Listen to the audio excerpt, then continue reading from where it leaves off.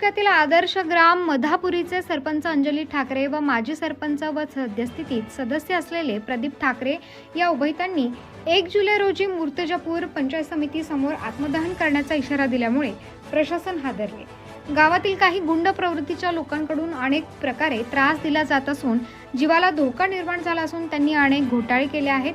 सरपंच अंजली ठाकरे व प्रदीप ठाकरे यांनी लोकप्रतिनिधी व वरिष्ठ अधिकारी यांना दिलेल्या निवेदनात नमूद करण्यात आले आहे।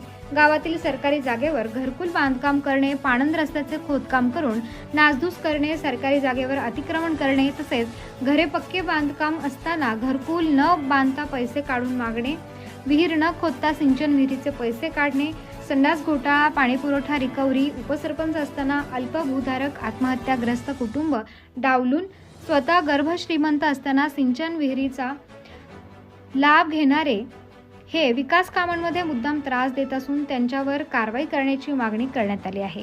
मधापूर ते दाढी व मधापूर ते माणा रस्ता, मधापुरी ते फुल आमला रस्ता या सर्व रस्त्याला लागून शेती असल्यामुळे या सर्व रस्त्यावर अतिक्रमण केले असून मधापुरी ते दाढी रस्ता 2023-24 मध्ये मातोश्री पाणंद रस्ता मनरेगा अंतर्गत करण्यात आला, परंतु दादागिरी करून तो रस्ता पूर्ण खोदून टाकण्यात आलाय।